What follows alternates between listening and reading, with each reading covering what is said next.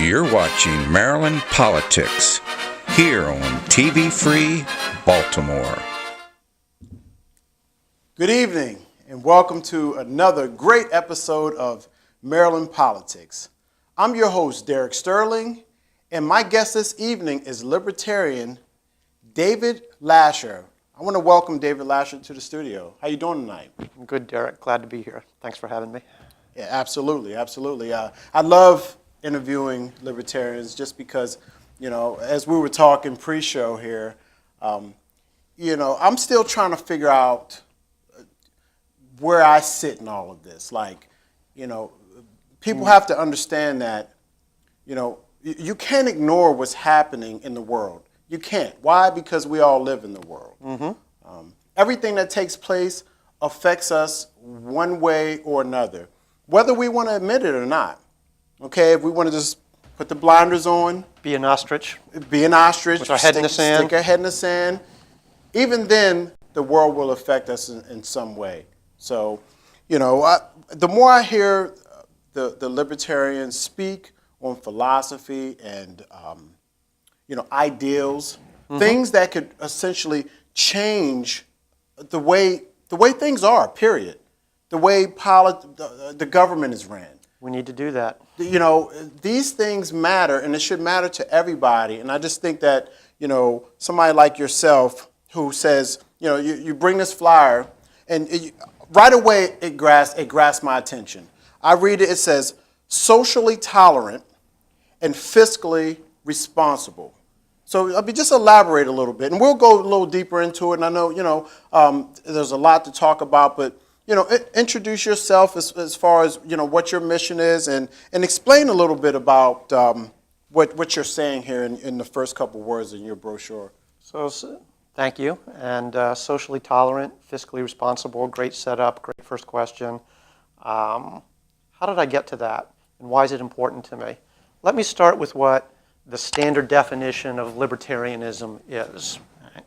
And I only became a libertarian. I switched parties from the Republican Party this past winter, January, February.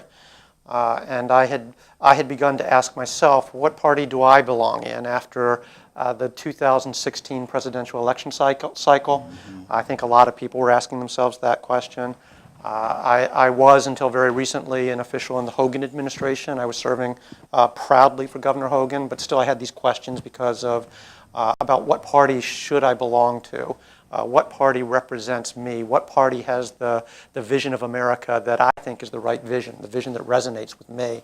And at the national level, I realized through 2016 and 17 that it wasn't the Republican Party. Mm. And so I began to reflect on what that meant for me and what I had to do, and I obviously decided to join the Republican Party, the Libertarian Party. Mm. And the reason is I started to look around. I needed to find a home that I felt was principled, that stood for something. And I began to read about the Libertarian Party and watch videos, as we can do today with the internet and YouTube and the many stations on it, channels on it. And what I found about the Libertarian Party is that, first of all, it calls itself the party of principle. All right, well, you can call yourself something but still not be it. Right.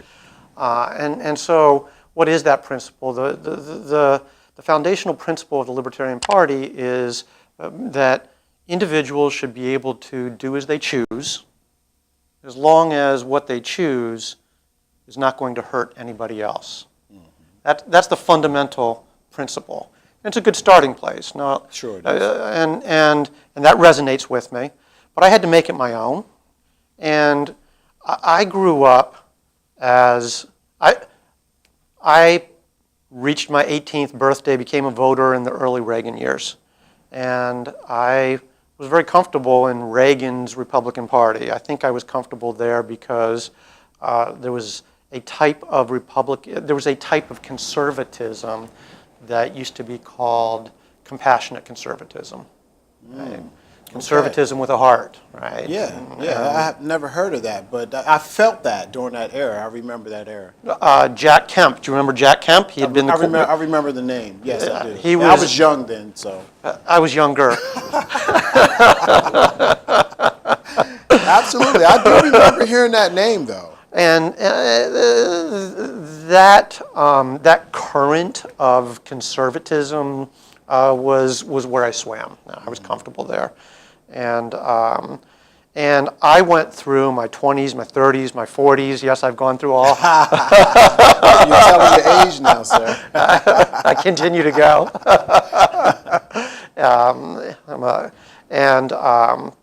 I always thought of myself as something that a lot of people think of themselves as.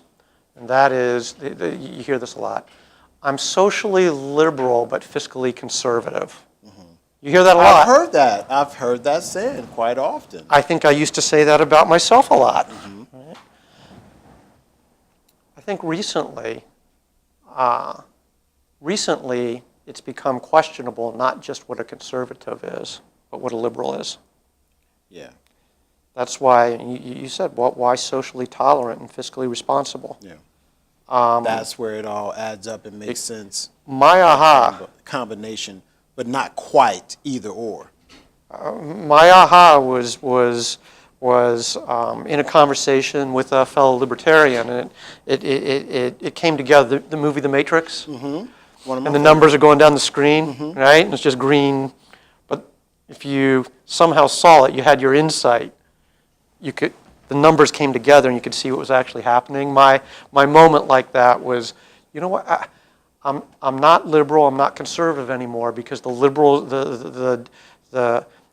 liberals within the Democratic Party have gone a direction. They've become progressives and radicals, and I can't be with them because their liberalism is no longer liberal. It's no longer about tolerance. Look at the college campuses. Right? Yeah. People shouted down for their beliefs.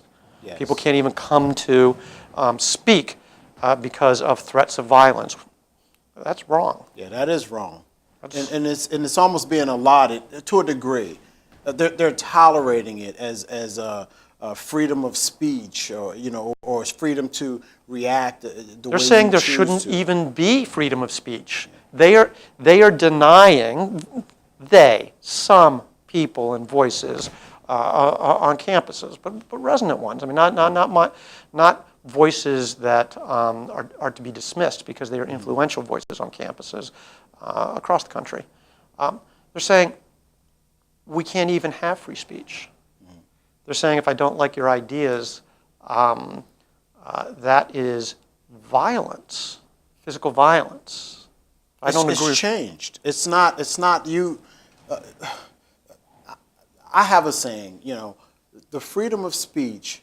Okay, to me it seems like it was a great thing to implement, to put into place. Still is. However, the repercussions come from what we say.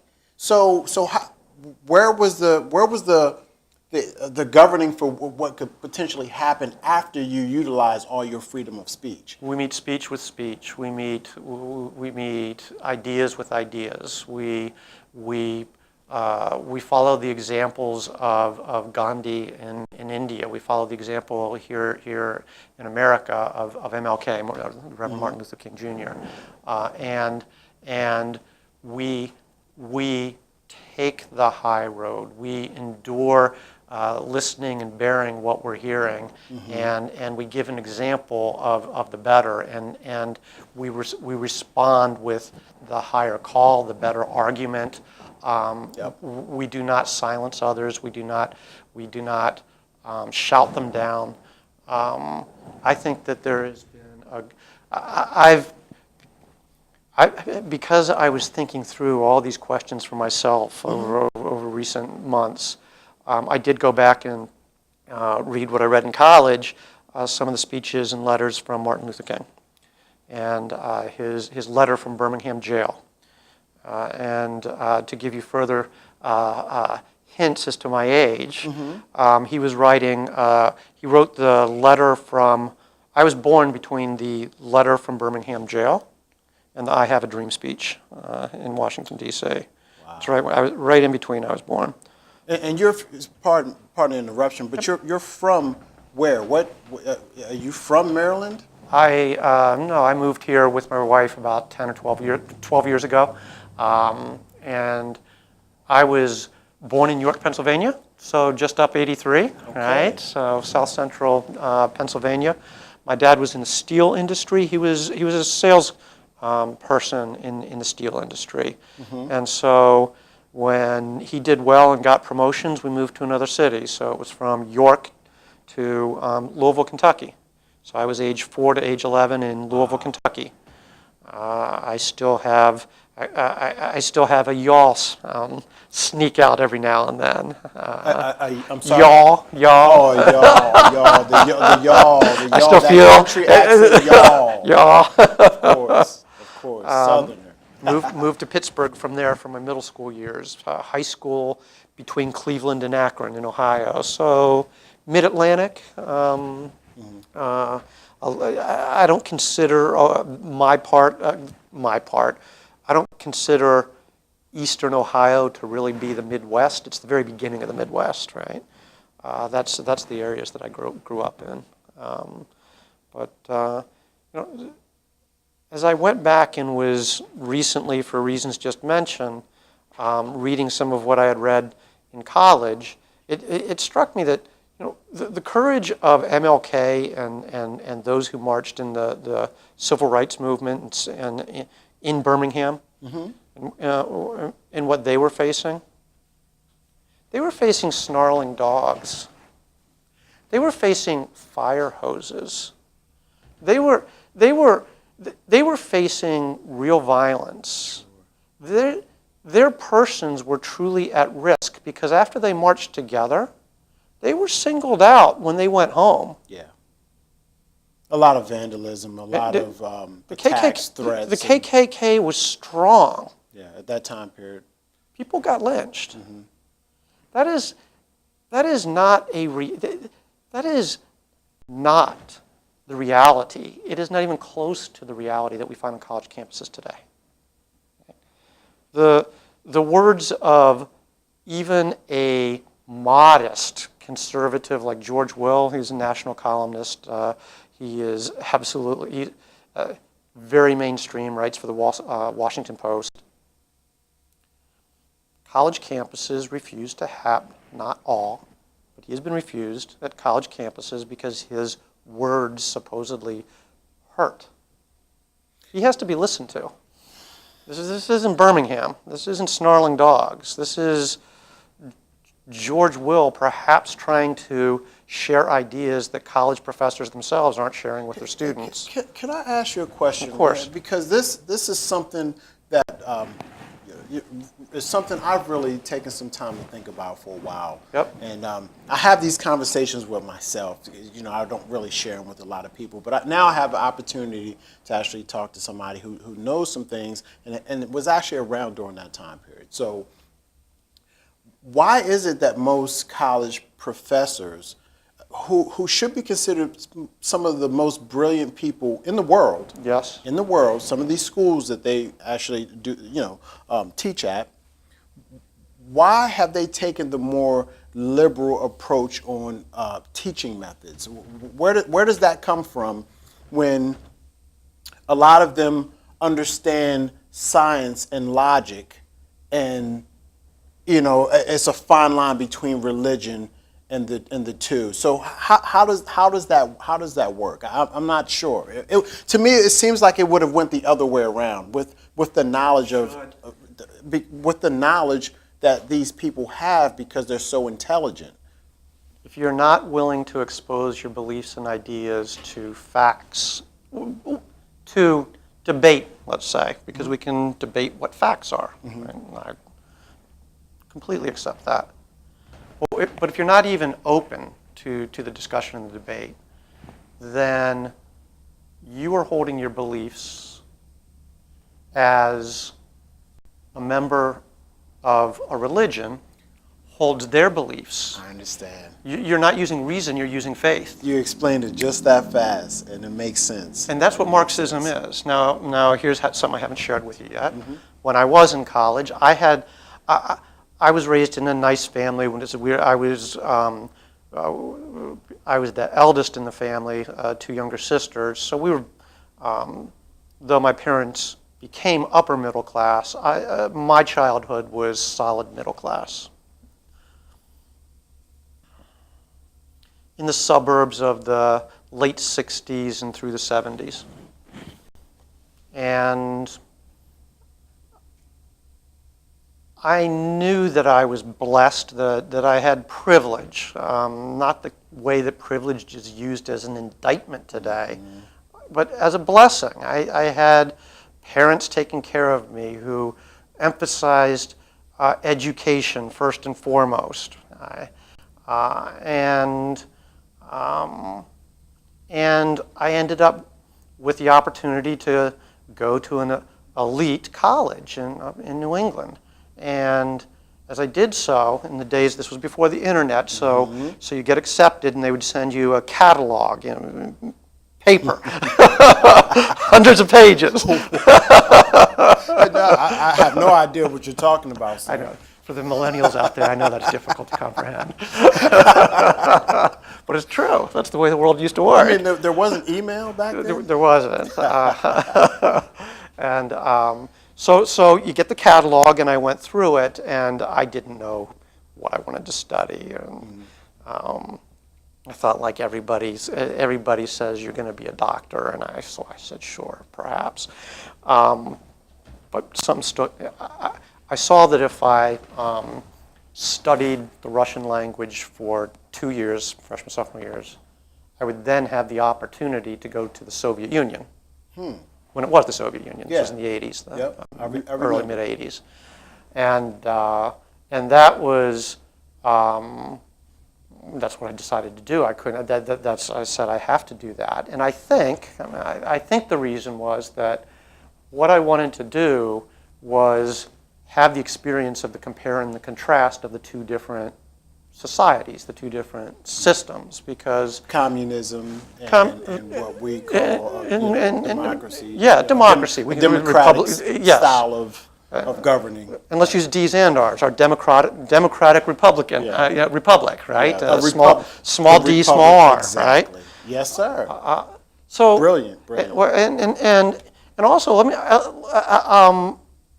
like all kids, I was an idealist, and I wasn't reading my Marx, but I was fond of Eugene Debs, the labor leader from early in the 20th century, violent. He was good with violence in his cause. I'll take your word for it. From what I remember, right? But I believed in his cause. I mean, his cause resonated with me. The leading socialist in the first half of the 20th century in the U.S. was Norman Thomas, and I'm no student of Norman Thomas, but I read some of him, and socialism from Norman Thomas, as opposed to from Marx, it resonated with me. The populism of Huey Long down in the Kingfish, down in Louisiana, that name also resonated with me, because these were people I don't. Look, I'm standing for office, and I am going to passionately work for the people of the Maryland Third, for the people of the state of Maryland, and for the people of the United States if I get the opportunity to serve. I do not like those who stand up and pound on the table and say, "I'm going to fight for you." We don't need fighting. Okay. Right? We don't need Khrushchev banging his shoe on the table. It's theatrics, and it's not. Theatrics. That's exactly what it's not helpful. Especially right now, we need less of that. I love that point that you're making, and that's something that I haven't confronted thus far out of the libertarians that are running for positions this year so far in this election season, and that's although be it they might feel that way, the same way you do. Yep. It hasn't been stated. And it's not about fighting, and I agree with you there. There's enough of that. Everybody claims that there's this great fight and this fight, and we're fighting, when realistically we're all here. We all have to do something to play a part. You're not going to be able to do it all by yourself. You're going to need people to go along, a lot of people to actually go along with your ideas of how to make things better, and together we can do that. Together we can, all pitch in and contribute. You're running against a John Sarbanes. What Yes. can you and you don't have to go all into about this person. You don't have, I know this isn't a bashing session or anything like that, but how do you feel, or what makes you feel as though you stand a chance running against this individual for that position? Well, the reason that I feel I stand a chance is that I do not believe that Mr. Sarbanes has the right ideas for this district. Okay. He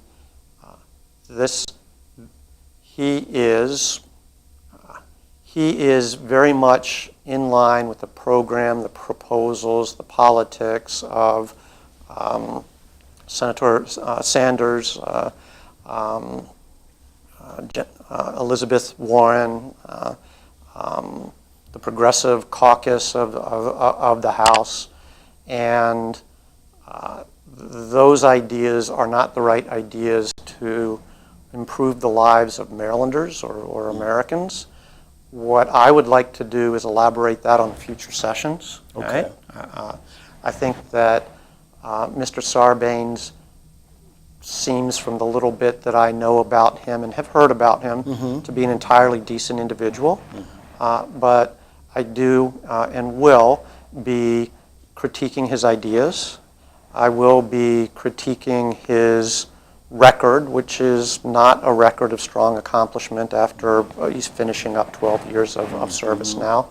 And I look forward to talking about that over the summer and fall. That matters, okay? So you'll continue to go on. I know you got a lot to say, but that point you just made matters. What have you done? It's almost like, when Obama was in office, and I voted for Obama, but you look back and you say, well, what was accomplished during your tenure? And I think it is a necessary question of any incumbent, right, to say, what have you done? I think in Mr. Sarbanes' case, he's had 12 years of service.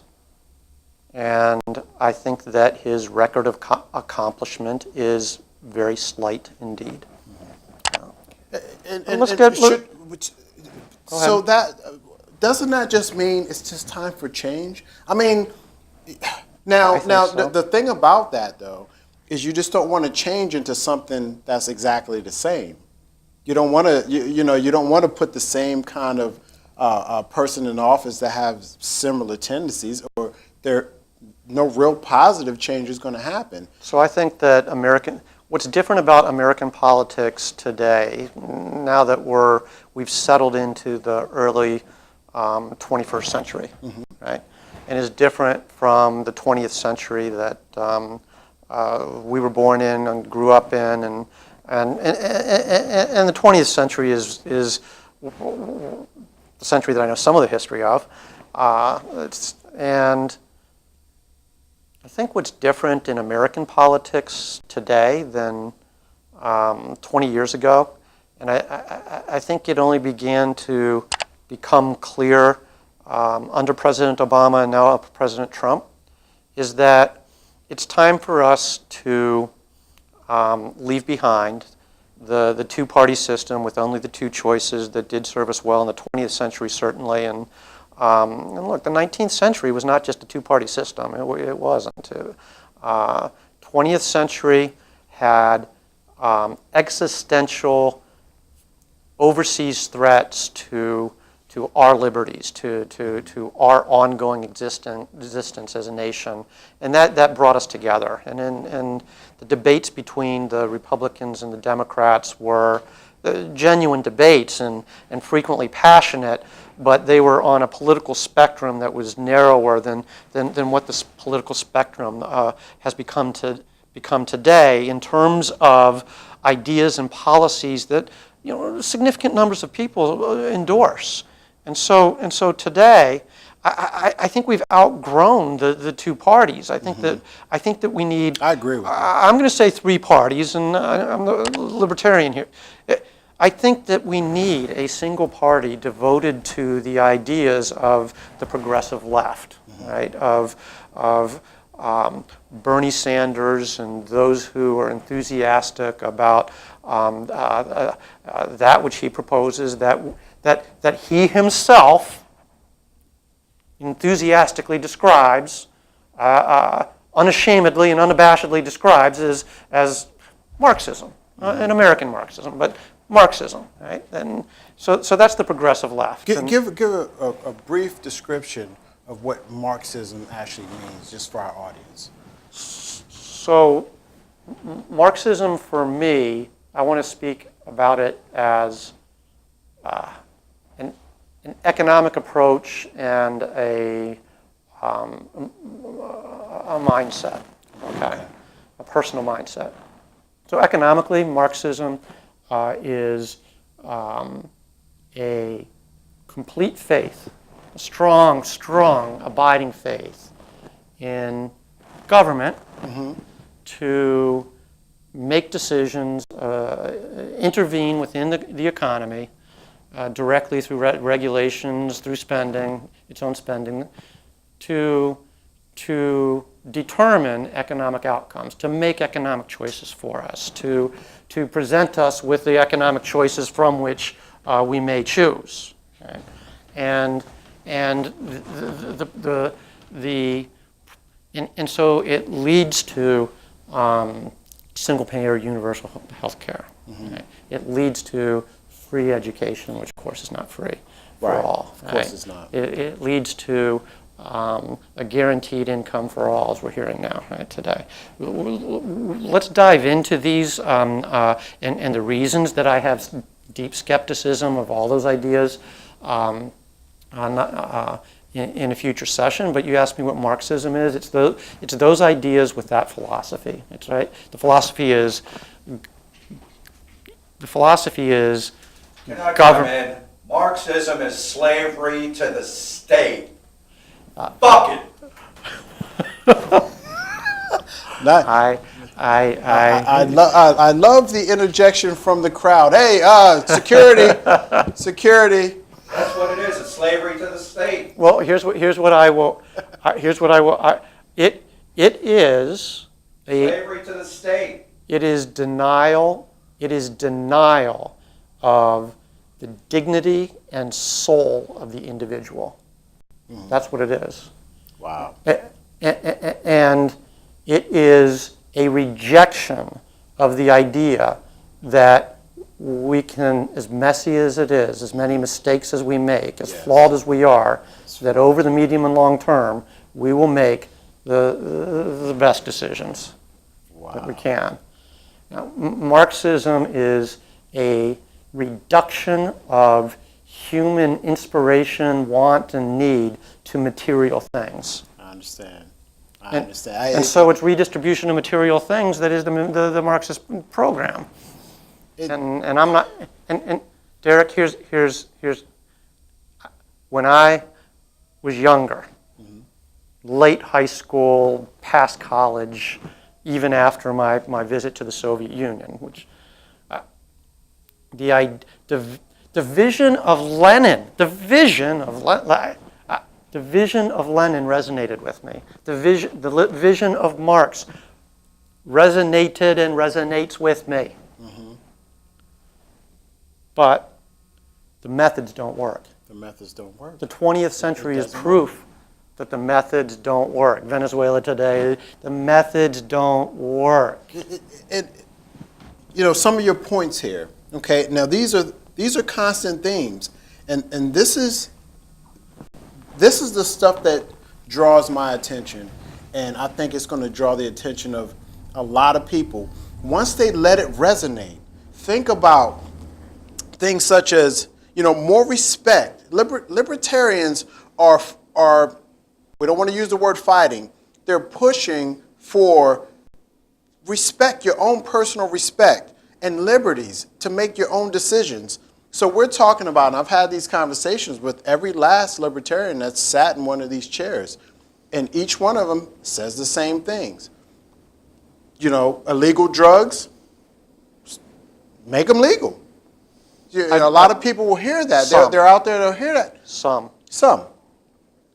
Make some of them legal. I'm too close to. From my recent job, I'm too close to the opioid epidemic and with that being said, how would you do you think our society, and this is just an honest question. Yep, go with it. You know, do you think our society is really ready for that?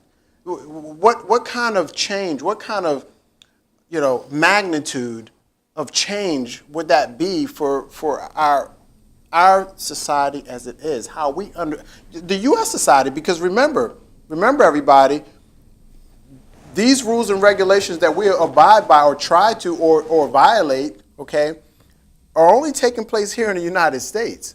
Outside of the United States, things are different. Other things are legal.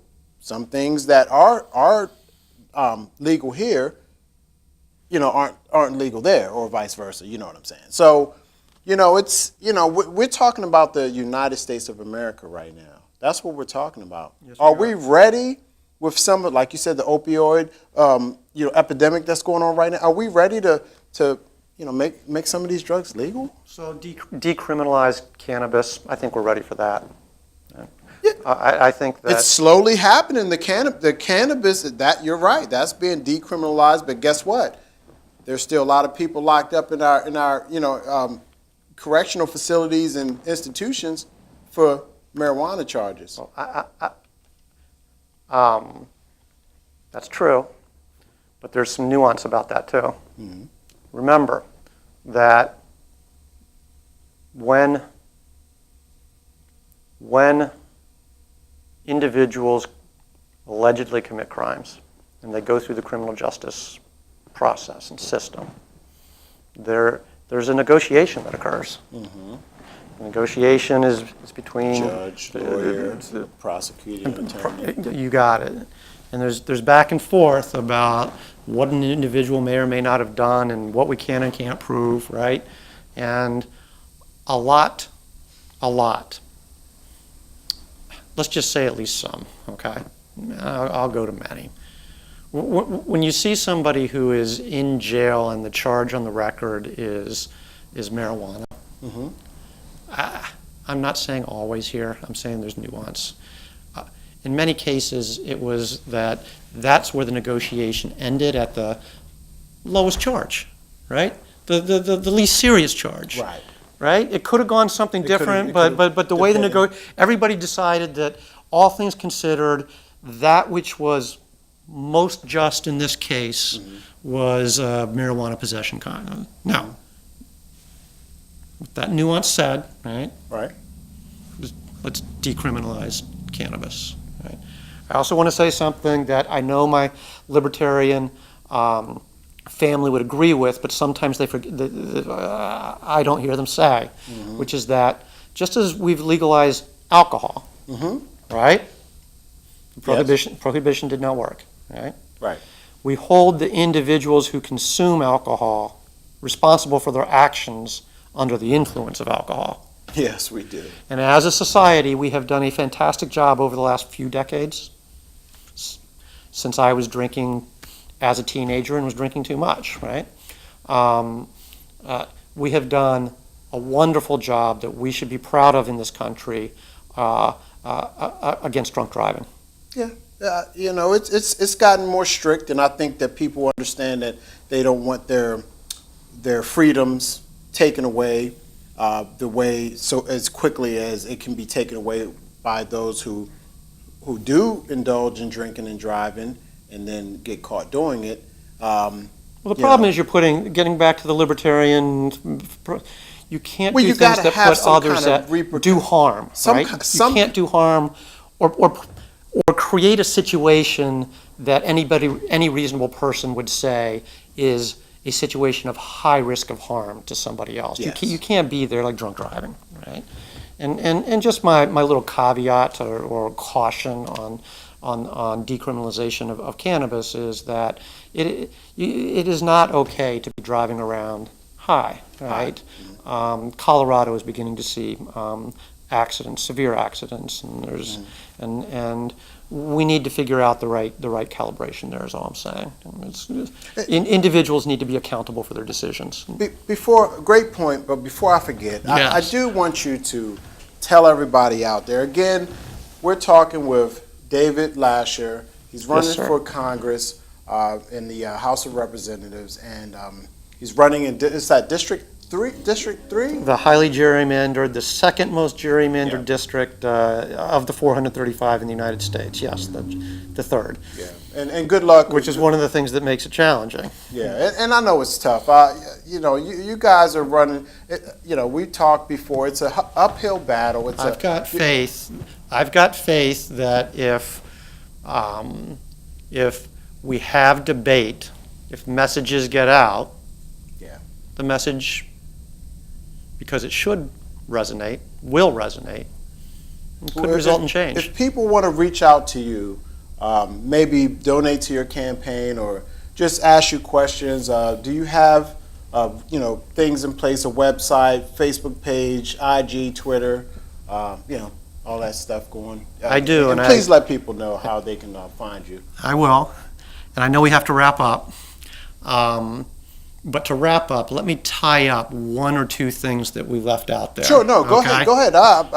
We're good to go. As long as I haven't gotten the signal to shut it down yet, we're good to go. Well, with respect to the audience, too, who doesn't want this to drag on, getting back to the Marxism, in my professional career, we didn't talk about it. I was a technology executive, and through putting in information technology solutions to solve problems in big companies and more recent in public agencies in Florida and here in Maryland, I became devoted to a very important question, three questions that anybody should ask themselves when they're trying to figure out what to do about a problem. Mm-hmm. I got this from technology, but it applies to society and politics as well. And the three questions, the basic breakdown is what versus how. What versus how. What are we seeking and how do we obtain it? Mm-hmm. Marx, Lenin. Right? I abhor the methods of Lenin. Even more than I abhor what comes directly from the religion of Marxism can only be held through religious faith. Mm-hmm. But to the what versus how, right? Right. The vision of Marx, making sure that working people have good opportunity and decent lives. Yeah, that what? Yes. Yeah. Yeah. It's important. Yes. For the how to get that? How to get that. Marxism isn't the only way. It's not the only way. And what the 20th century teaches us is that the Marxist way of pursuing that goal, that what, doesn't work. It doesn't work. It hasn't worked anywhere. It hasn't worked. Nowhere. Anywhere. So why here? And it won't. And it is devotion. It's a devotion to a worthy and compelling objective that I personally share. Mm-hmm. But what I've come to understand and believe is that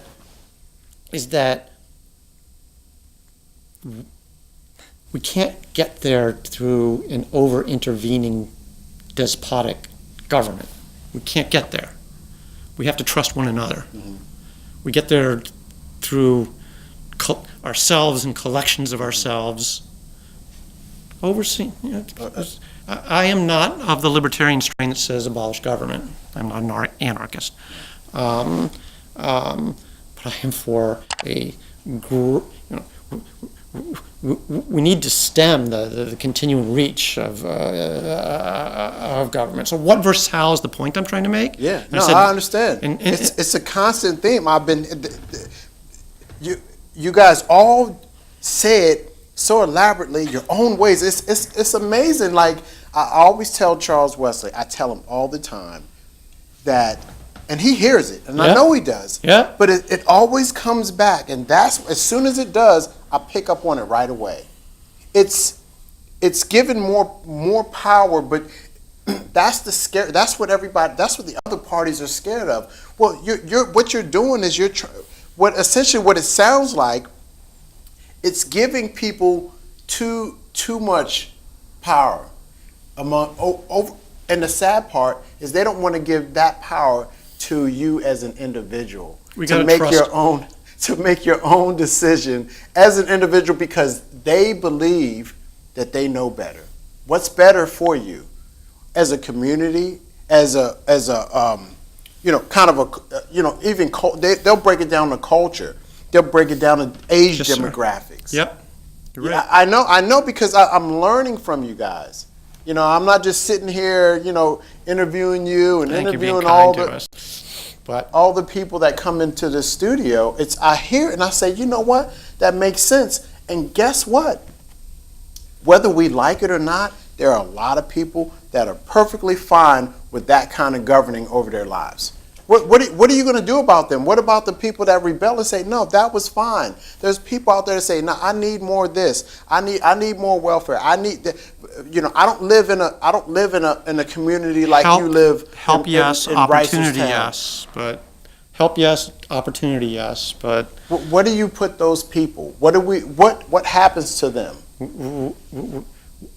We help them achieve. We help them overcome whatever demons they may be afflicted with. Addiction is a serious problem that we don't talk enough about and don't do enough about.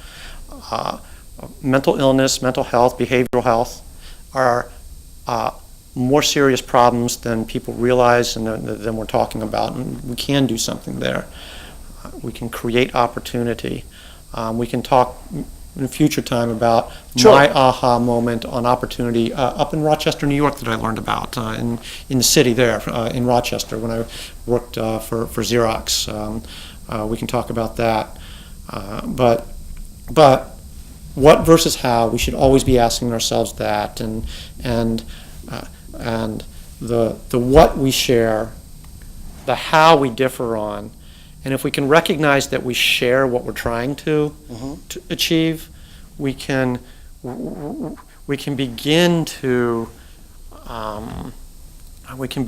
begin to get some relief from this hysteria that's prevailing all around us on all sides of the political, both sides of the political spectrum, and I think it's aggravated and fomented by those in the media who, what do they ultimately want? Are they really searching for truth, or are they really trying to build audience? They're trying to build audience. I'm not saying they're bad people, right? Right. But let's recognize that they're trying to build audience, right? And create controversy and stoke controversy, because that it brings viewers. It gets them their audience. It brings viewers. We need to settle down, right? So let's say this is your opportunity. You're speaking to thousands of people. You look out at them and you have a single message. What is that message to the populace? What do you say to them to get them to believe in you, believe in the not just you, but the libertarian movement, and maybe even possibly convert some people just by your statements? What do you say to people?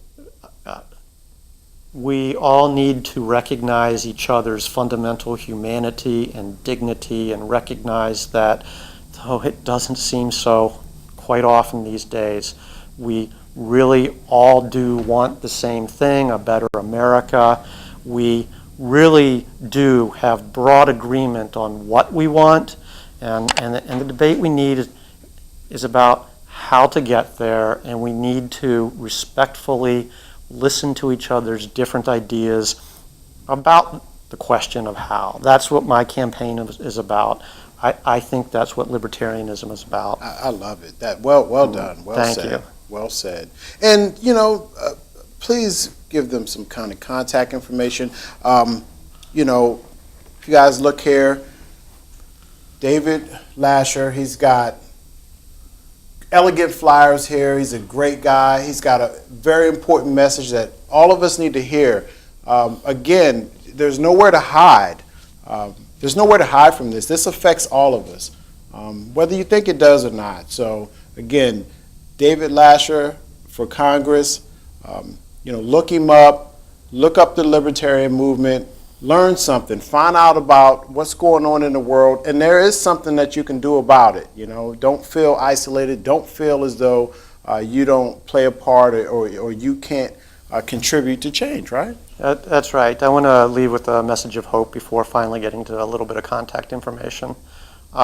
Pre-show, I've learned that's the word. Yeah. Pre-show, we were talking about a meeting that I had the opportunity to join last week in East Baltimore, and it was a small meeting of 5 candidates for U.S. Senate and for U.S. Congress.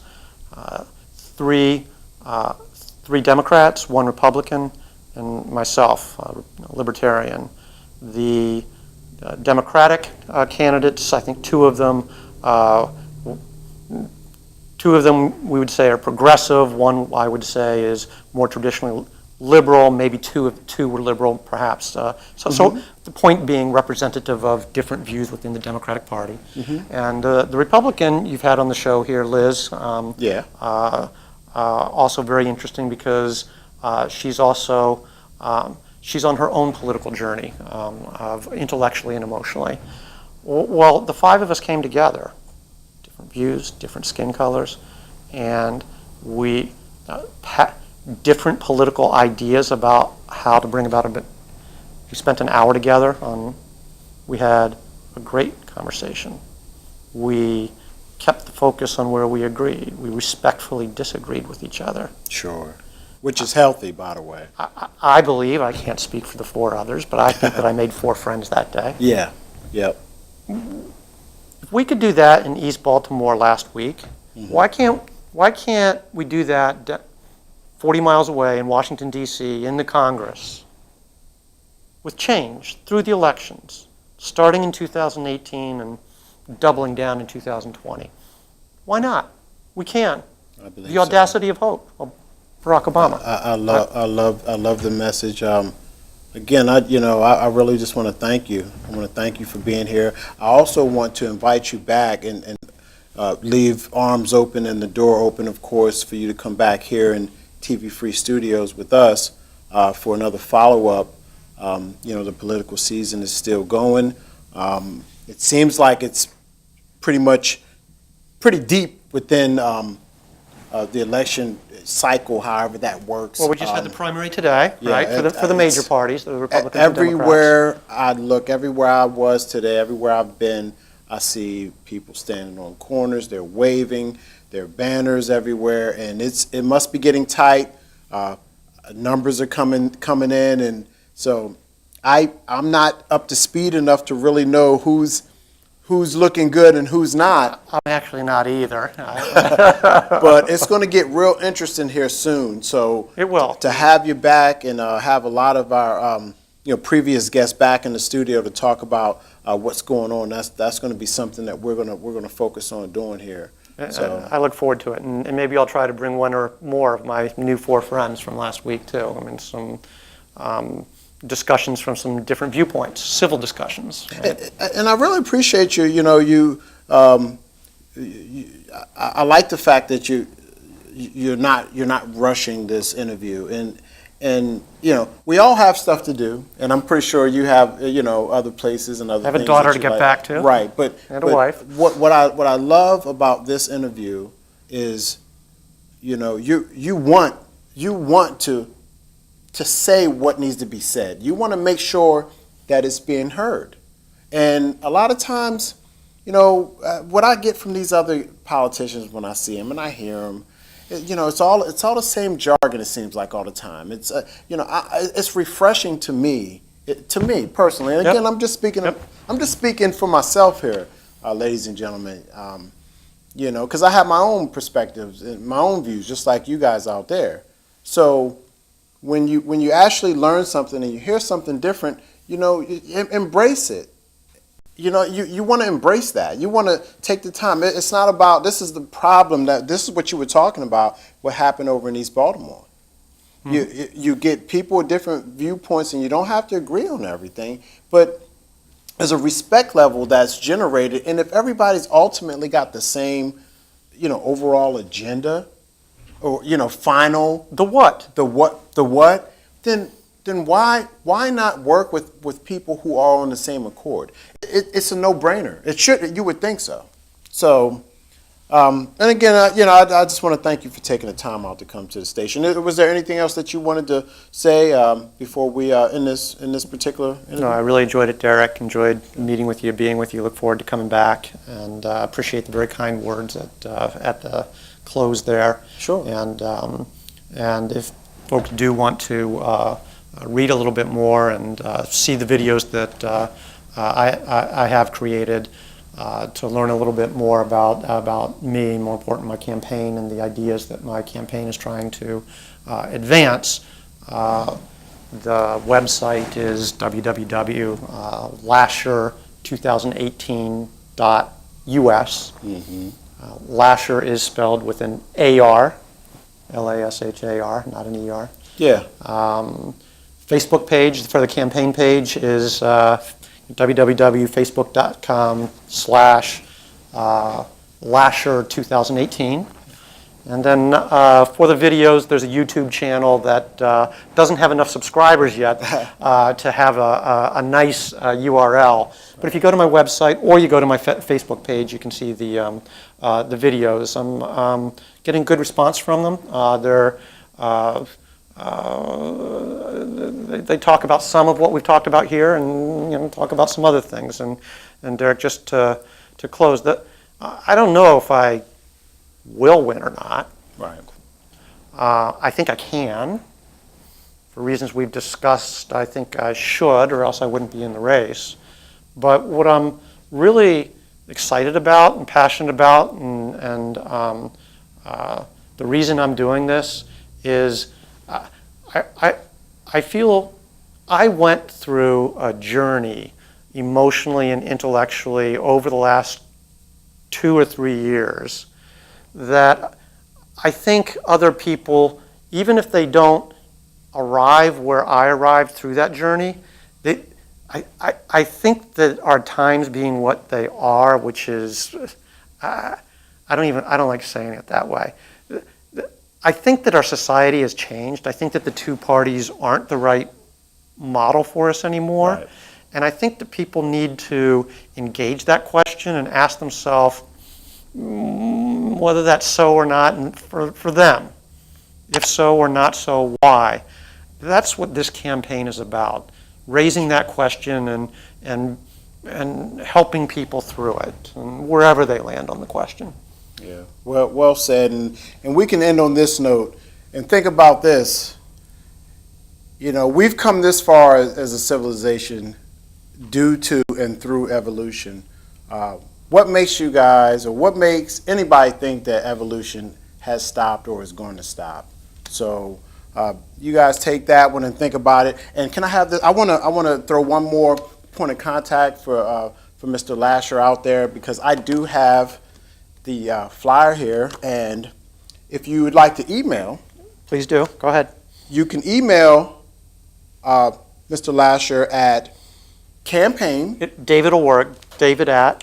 David at, I shouldn't either have or. interrupted I just made it does confusing. does this one work though still? Go ahead. So that's campaign, the word campaign, CAMPAIGN at, the at symbol, Lashar2018.us.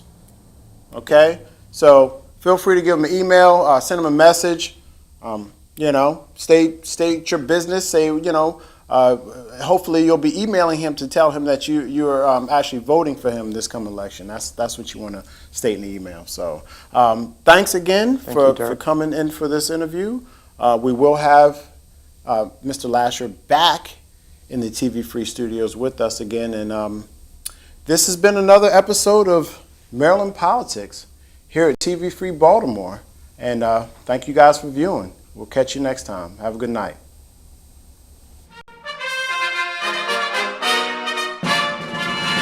You're watching Maryland Politics here on TV Free Baltimore.